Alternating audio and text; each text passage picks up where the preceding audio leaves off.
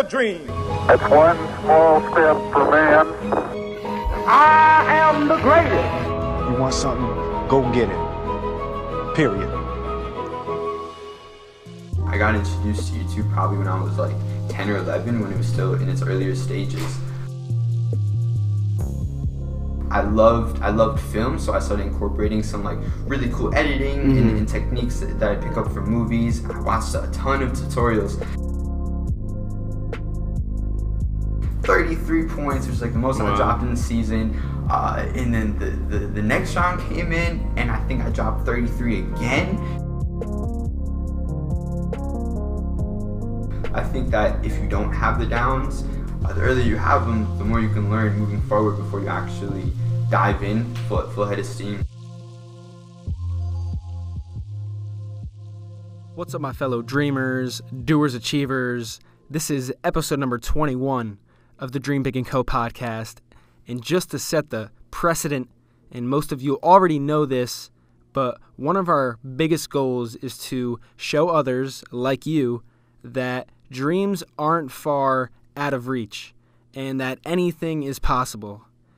As for our guest, they continue to inspire and provide a solid blueprint for others like you. Now, as for our guest, Adam, he exemplifies a true practitioner of his craft and someone that has reached his dream but continues to aspire and strive for more. A quick synopsis on Adam himself: he, at a young age, really got into videography, photography, and started his own YouTube channel. And he grew his subscriber count to almost 1/3 subscribers.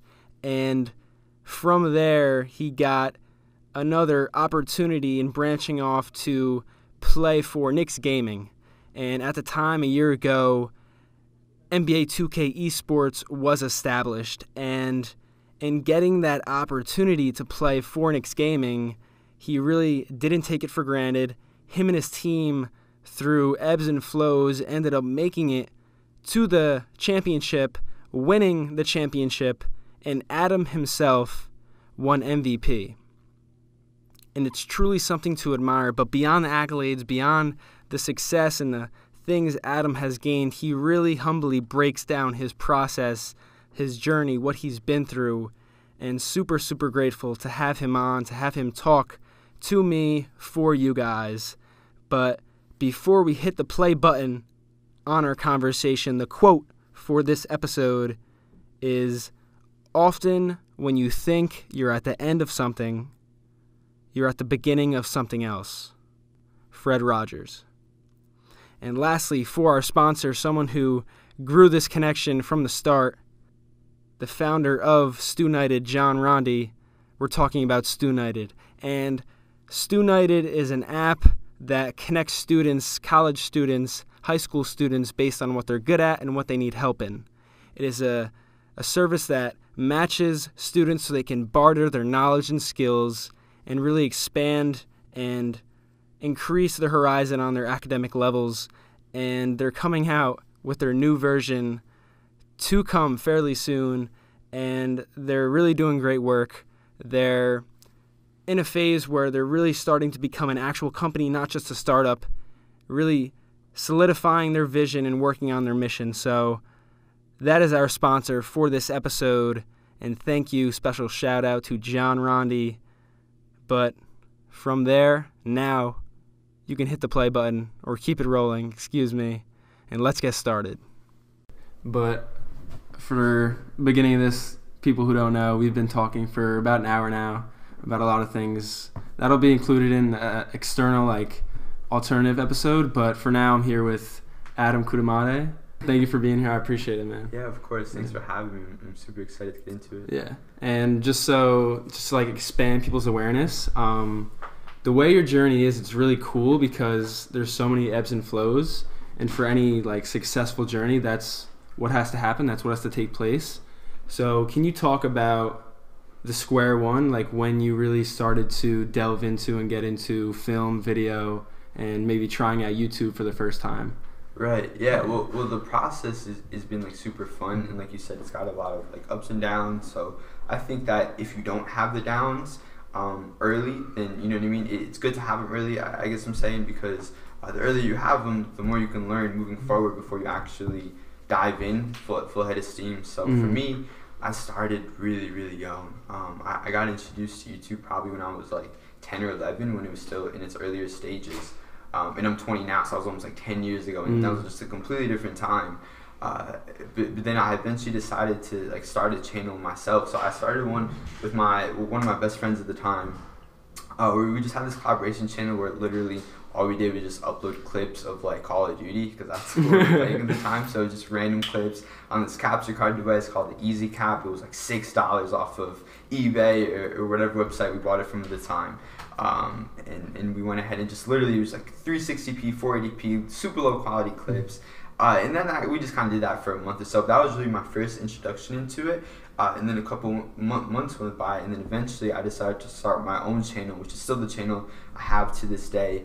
And that channel was really just originally like it was founded upon just sports and sports video games, because that's like what me and my friends did at the time. So a lot of like 2K and Madden and even somewhat FIFA at times. And I kind of just, my whole approach was to kind of just create content based around it from like an informational perspective. And it went well, but it wasn't really like taking a big leap. Really just because like the content wasn't too engaging, besides the fact that it released information, which was great because people were like learning what I was doing and stuff like that. But then there came a point where YouTube kind of made this culture switch where it became less informational and more entertainment based. So once that happened, I decided to tap into it surrounding NBA 2K. So what I started doing was I'd create these NBA 2K videos on this mode called My Team, which is essentially like a card mode where you kind of open packs and you get like the best players, and you sort of build your own fantasy team in a sense. So what I started doing was creating entertainment videos based around that. So I would do like, I'd start putting my face in the videos, which was like a crazy moment where you like have your face in the video, because people didn't know what I looked like for the longest time. And yeah, from there, it really just was a matter of just being consistent. I loved film, so I started incorporating some like really cool editing and techniques that I pick up from movies. I watched a ton of tutorials. I think one of the most important parts when learning how to create content is to not be afraid to kind of outsource techniques or tutorials that can only really help you improve your own content. So yeah, that was kind of like so that's where you found your like niche, though, like getting into the 2K thing. Essentially, it was sports and it was film. So making 2K videos that were entertainment based was like the perfect way to kind of combine the two. And so I had a nice crossover, I think, from just straight plain basic educational informational videos into entertainment ones, and then like I said, I picked up a lot of cool techniques that sort of separated me from like the rest of the YouTubers creating videos that were somewhat similar to my content. It kind of put me in like this own or in this separate niche where like people knew what to expect from me. So it was like really cool editing, these crazy sound effects, these really cool transitions and stuff like that, and that's sort of where I kind of found myself. So and it sounds like it kind of flows, which I really want to get into, because there's a lot of like patterns and trends with that, with your story. But there's this one quote, it's like, you can't control where the wind goes, but you can control where you like move your sails. So it's this constant journey of moving with the way the events and environment like outplay. So with you, eventually, like, what, just so people know too, what was like a typical like week for you when you were younger? Because I know the more like success you gain, I think you said this, the more success means more work. So like, what was a typical week, and like things or people you had to let go of or sacrifice in order to do that more? Yeah, that's a great question, actually. I don't think I've ever been asked that, but when I was younger, so I guess, so high school was really the time where I started to take it serious, which is funny because like early years of high school are usually like based on like building friendships and doing stuff like that. But I kind of had my like clique of friends that I just always vibed with and stuff. So I wasn't looking to really just expand that friend group, and it wasn't out of like spite or anything. It was just that I loved my friends, and they knew what I did, and we had fun together and stuff like that, and we related. So I already had my friends at the point, which was great because I didn't have to spend time, you know what I mean, meeting more people and stuff like that. So a lot of my time was devoted to creating content and YouTube videos. So I would wake up, do the whole school thing, come back home, and I try to bang out homework throughout the school day. That way, when I was home, I can just dedicate all of my time to creating content. So I'd come home, it was like 2:30 from high school, and literally, if I had to do schoolwork, I'd get it done as fast as possible, and then I'd spend probably the next 5 or 6, even sometimes like 7 hours up until like 10 p.m. just in the YouTube world. So it's not always creating content, it's a lot of studying, it's a lot of researching trends, seeing what's hot and trying to see if you can adapt to it, and just creating trendy, relevant content that people can engage with. That was the most important part. So yeah, I'd literally try to think of a video idea, and it's funny, I did it on the spot. Like, a lot of people will play in their videos and stuff like that, and it's great. It's something I've never been able to do. I hope one day I can get to that point because it would make life so much easier. But yeah, I think I'd be like, all right, cool, what's the video for the day? I'd think about it for a few minutes. I'd be like, cool, this is what we're doing. Turn on the camera, set up the light, and boom, what's up, guys? I'm here today, dude, you know what I mean? So I'd start recording, and I'd spend hours editing, and by 10 o'clock p.m. had a video up, respond to comments, go on social for a while. I love Twitter. It's been my favorite platform for the longest time. So Twitter was amazing just to connect with people, with friends, and also with viewers and such. So yeah, that was a day in life, and that was Monday through Friday. And more times than not Saturday and Sunday as well. I probably went to, I remember going to 2 high school parties. Which is crazy because like a lot of my friends who I was talking about were like always on weekends like, yo, come hang out and stuff. So like we'd hang out like during the day. I'd be like, all right guys, you know what, I really gotta make a video, so like, I gotta go home. And you know what, in the moment I would think about it, and I'd be like, maybe I should take this night off, maybe I should like go hang out and stuff. But more times than not, like I said, I didn't. I ended up just trying to create as many videos as possible. And looking back on it, I have no regrets. Yeah, and when you're going through it, it doesn't make sense in a way, but in hindsight, it becomes clear. So it's cool that you also had your like friend group who were like not like pressuring you to go out there. Like, all right, we know what he's doing, what he's up to. Yeah. No, them respecting it was a great part of it, and a really big reason why those are still like my best friends to this day. But now it's super cool because we're at an age where. Maybe I miss the high school parties, but like I'm like, all right, guys, cool, come out with me to this Adidas event today, and now I can bring them to these really cool events, or bring them courtside, like a Westchester Knicks game, or bring them even to like real Knicks games and stuff like that, and just all these really cool events, and kind of just experience that with my best friends who've been with me since 8th grade, you know what I mean? So like even the names, like. A lot of people will call me Kuda, and that's kind of like my nickname.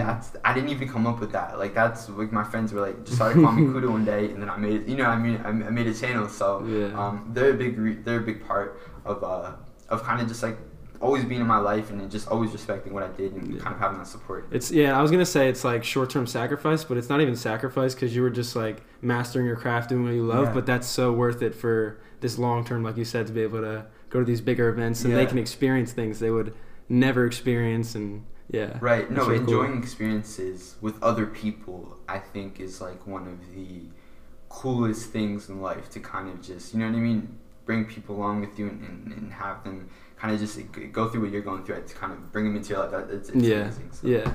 But then reaching that point where we are in this conversation now, you are getting a lot into 2K, or you did that because you had like a period where you were kind of losing that creativity with editing and stuff, and you kind of were editing other people's videos, but then were you getting really more into 2K and focusing on that?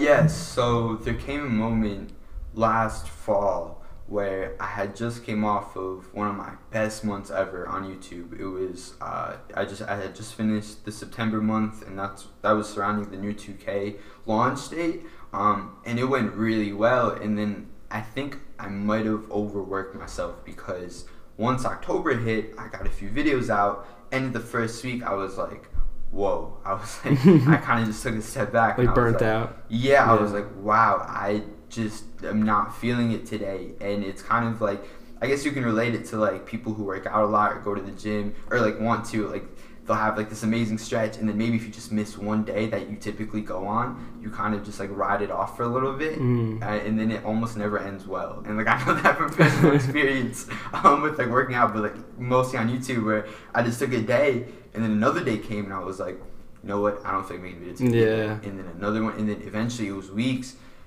turned into months, and so that whole latter part of fall into really springtime, I wasn't creating anything. I wasn't playing 2K. I wasn't really playing games in general. A lot of my time was devoted to kind of school. It was school, and then my creative aspect of things was really just getting more into I guess like traditional like film and photography and stuff like that. So I ended up meeting some really amazing people. I met a couple of big time models who I networked with and was able to shoot, and we did some cool stuff together. I would start editing their YouTube videos. I helped one of the girls launch her own YouTube channel, which went super well, and the videos were always had great feedback and such. So yeah, I was just enjoying that. I was enjoying kind of helping other people get to cool spots, and at the time for me that was that was kind of what I took pride in. Yeah, you needed that break too. That it happened for a reason though. Yeah, because you, like you said, you were burnt out. So going off that statement, it did happen for a reason, because eventually I did come back to 2K when the 2K League was announced, and that was just it was just a cool opportunity for me. I thought at the time, and still do, to kind of just move to a different city and have new experiences, because I didn't get the traditional college dorm life where you move out, right? So that happened. I went to the Knicks and so you ended up moving to New York City. And then what was it like, because like you said before, like off the record, you're a huge like Knicks guy, New York local guy. What was it like to be able to like live in the heart of New York City and also play for Knicks gaming, like our team you always look up to? I'm a big city guy, and so being in New York every single day was just like an unreal experience, and it's almost like I'm having like withdrawals now being back home in Jersey, so I'm trying to be in there as much as possible. So being there was really cool, and for a minute I was actually big on LA, because I have a lot of family in the greater SoCal area. So I watched Entourage like around like 17, 18 years old, and me and all my friends were kind of just huge fans. We're like, yo, we gotta get out to LA, So I actually had an opportunity to move there a couple times that I didn't take, because I was just, at the time, it just wasn't right for me at the moment. And I'm almost like glad it didn't happen, because it kind of allowed me to go through these new experiences that I may have otherwise not gotten through. So I'm big on New York. It's kind of like it's almost like my second home in the moment. I'm living in Jersey, but I hope to have a place out there. It's on another note, we'll come back to like this path of this conversation, but you guys, like you and your friends anywhere, are kind of like an East Coast entourage. You're like building your own little thing. That's funny. We actually took a picture last night where we tried to imitate the cast when they were sitting at a Lakers courtside game. So I took my buddies to a Westchester Knicks game last night, which is just the NBA G League affiliate of the New York Knicks, and we sat courtside and we kind of tried to recreate the picture. So one of my buddies posted it. It was funny. That's cool. But now you reach this like new peak where it's like, okay, playing for Knicks gaming in New York City, like really in the flow of things, but then inevitably there's always going to be a downturn. So I think in looking at your story, there was a time in the season where like you weren't playing as well. You hit like, you can say like the creative slump you hit with video stuff and editing, you hit that with like gaming, and there was like a little period where you really weren't playing the best. So how did you overcome that creative slump, or like not creative slump, but like period of not playing as well? And then you guys will get into it, but you end up doing really well at the end of the season. For sure. Yeah. You know what? It's interesting because I kind of had an unorthodox route into the 2K League. I was never a huge gamer, and I never really like played 2K for too many hours at a time. I just happened to, while I played it, become really good at it, and it was kind of just like an organic thing. I really loved basketball growing up, so it's sort of just taking what I knew about the real game and kind of just transitioning it into 2K. Just always made me really good at it. So even with my buddies, when we'd have when we'd have each other over, I just always won 2K games. So I was not playing against them. Yeah, because I was always just beating everyone by so much. And even with my content, my YouTube content was kind of surrounding entertainment. That was what it was based off of, but I was also really good at the game, so it allowed me to do some really cool stuff and come up with some great ideas. So when the 2K League happened, yeah, like I said, I wasn't really playing 2K at the time. I just got into the league and it worked out. I did really good in the combine and stuff.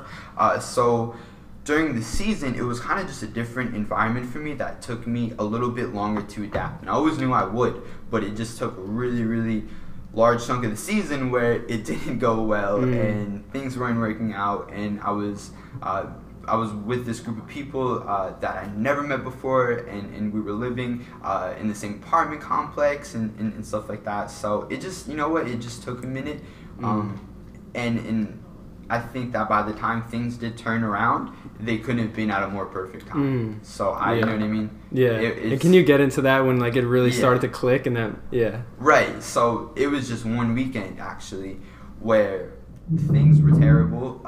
You know what I mean? We weren't winning games. We were at that point though. It was so late in the season that we weren't going to make playoffs based on record, so we were just having fun being in New York. We were doing some awesome stuff with MSG Networks. They had a show about us where we'd kind of just go around New York City and got to visit the Brooklyn Bridge and got to do some sightseeing and stuff like that. So yeah, at that point, so we were just having fun.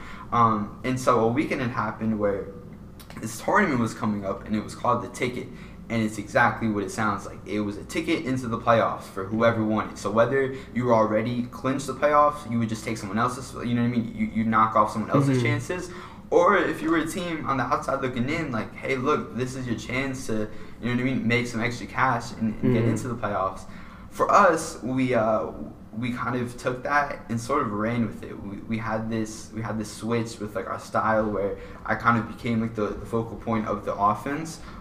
We were still executing a pick and roll, but I was kind of in charge of I sort of had the keys to the offense and to the way we played. So going into that tournament, we did a switch where I played this new play style that imitated Steph Curry, which was great because that's my favorite player. So it went well. The first game, we came out amazing. We had the super strong performance. I think I dropped 33 points, which is the most I've dropped in the season. And then the next round came in, and I think I dropped 33 again. It was back-to-back 30-plus point performances. And that game was actually especially funny because the opposing team's point guard was this super confident guy. He's a great guy too off the court or off the game. But during the game, I think right before he had went to his coach or someone, and one of my buddies overheard him where he was like, you know what, I'm not going to let him drop 30 on me. If he drops 30 on me, tell my coach I'm retiring. Drop 30 on me right away. Yeah. So shut him up. Yeah, so that new switch in our play style turned out really, really well. We ended up making it all the way to the finals. So we had an amazing tournament. And then we ended up winning the finals, which was such an insane moment. I actually won MVP for it, so it was especially cool for me just to that was sort of the first moment where I was all right, cool. So I've been a YouTuber for all this time, and I'm also now a 2K League pro and tournament winner and tournament MVP and stuff like that.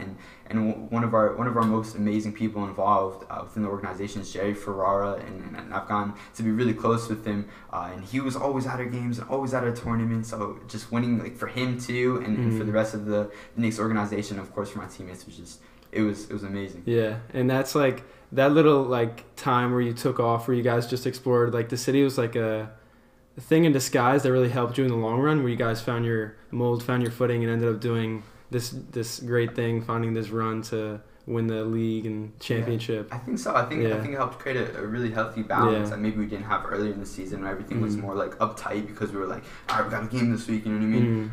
So it helped us just loosen up a little bit. It was great. That's amazing though. Congrats on winning and everything. MVP, that's amazing.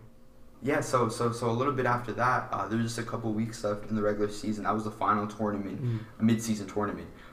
So we finished off regular season, forgot what our record was, but it was terrible going into the playoffs. Yeah, I think it was 3-7 last time, or am I wrong? Yeah, so I think there were a total of like 13 or 14 games. It might have been like 4-11 or like 5-10. I don't know. It wasn't good. it was literally almost rock bottom.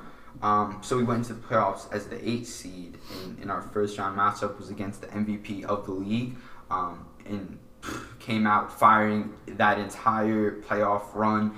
We knocked off the 1 seed, went to the semifinals, won a best of 3 in game 3 actually, so it came down to the wire, and then from there we went to the actual league finals, which was crazy because now you're playing for this insane jackpot of money. And, you know what I mean? It's like it was going to make history because it was the first ever time that this league is going to have a finals, and you know what I mean, whoever won it was going to go down kind of in the books as like the first ever champion. Yeah.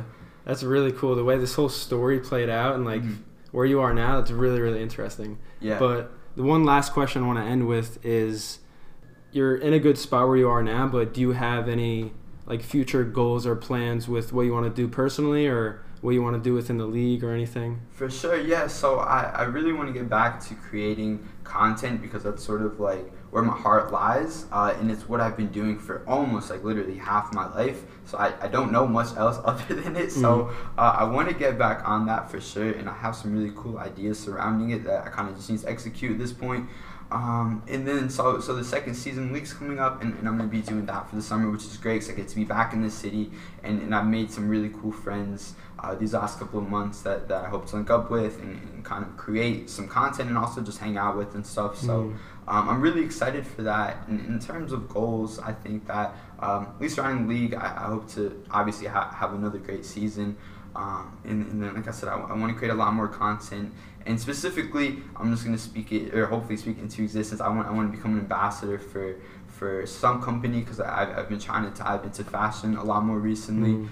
So hopefully that can happen sometime soon. And also just, I mean, long term, I'm not really sure. I think I'm kind of just taking stuff as it goes. I'm still in school, so hopefully I can graduate soon and kind of just finish that chapter in my life and just further my pursuit, I guess, of like the entertainment industry and just the lifestyle culture, because that's something that I think is just, at least for me, something that I relate to a lot. And I think it would just be, it would turn into like a really cool chapter in my life where I can kind of encompass film, music, fashion, lifestyle cultures, everything, and put it into one. And that's sort of my goal. So how I'm going to do that, I'm not exactly sure. I'm still trying to figure out the X's and O's, but hopefully. Yeah, I think it'll, like this whole sort of theme within the episode and like your life, it'll flow together. So it's going to be cool to see it progress, and hopefully that thing does come true. I think it will. So I'm excited. Thank you. All the best with it. I appreciate it, man. Yeah, of course, man. Thank you for having me on. Hello, everyone. Thank you for listening to this episode with Adam Kudeimati. And just another quick shout out to Adam. I truly do appreciate him talking about everything he went through, opening up, and just giving so much value to you guys. He was really an excellent guest to have on, and he's an awesome person. So great things to come in the future. But as for this podcast, as for us, if you enjoyed this episode, what we are doing in total, in aggregate, it would really be awesome for you to join the entire community at Dream Big & Co. And several ways you can do that are subscribing to this podcast, our channel on YouTube, and follow us on social media. Everything is Dream Big & Co. That is our title, our label. Everything is Dream Big & Co. Everything is in the show notes as well if you want to check out Adam's stuff, our stuff, and most importantly, your feedback is critical to what we do and to our growth. So you can message us on social media, email us at dreambigandco@gmail.com, or just send us your warm regards, whatever you would like. Anything helps. It means a lot. Thank you so much for listening, and have a great rest of your day, weekend, month. See you soon. The podcast you just heard was made using Anchor. Ever thought about making your own podcast? Anchor makes it really easy for anyone to get started. It's a one-stop shop for recording, hosting, and distributing podcasts. Best of all, it's 100% free. Sign up now at anchor.fm/new. That's anchor.fm/new to get started.